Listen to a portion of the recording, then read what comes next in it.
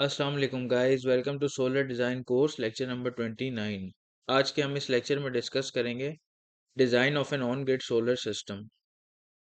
On grid solar system के design में सबसे पहले हमारे पास जो स्टेप्स आ जाते हैं वो क्या क्या हैं। स्टेप्स में हमारे पास आ जाता है ईयरली इलेक्ट्रिसिटी बिल यूनिट्स।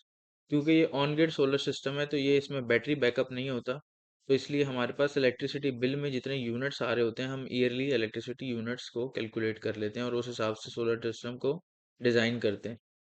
उसके बाद हम साइज़ करेंगे इन्वर्टर्स के बारे में, इन्वर्टर्स कौन से यूज़ करने हैं, ऑन ग्रिड के अलग इन्वर्टर होते हैं ऑफ ग्रिड की निस्बत, और उसके बाद हम पैनल्स की साइजिंग के देखेंगे।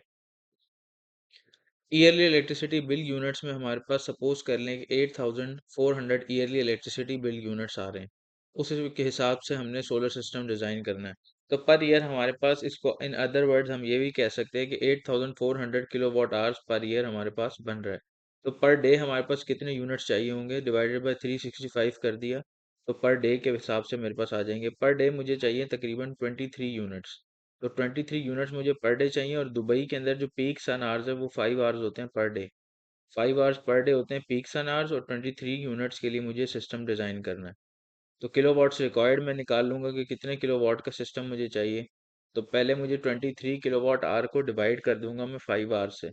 तो आर आर से कैंसिल हो गया, किलोवाट बच गया। तो 4.6 किलोवाट्स मेरे पास सिस्टम इसका मुझे चाहिए होगा। लेकिन इसमें सिस्टम की एफिशिएंसी को भी हम कंसिडर करेंगे 80% सिस्टम एफिशिएंट है, तो 80% के हिसाब से हमें 5.75 किलोवाट का सिस्टम हमें सोलर का चाहिए होगा। तो उस हिसाब से अब हम इन्वर्टर की भी साइजिंग कर लेते हैं कि इन्वर्टर हमें कितना चाहिए।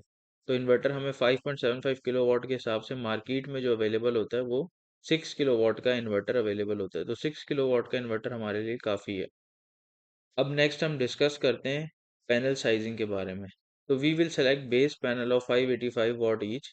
बेस पैनल हम जो सेलेक्ट करेंगे वो 585 वॉट्स का सेलेक्ट करेंगे, और 6000 वॉट्स का हमारा सोलर सिस्टम है, 6 किलो वॉट जिसको हम कहते हैं।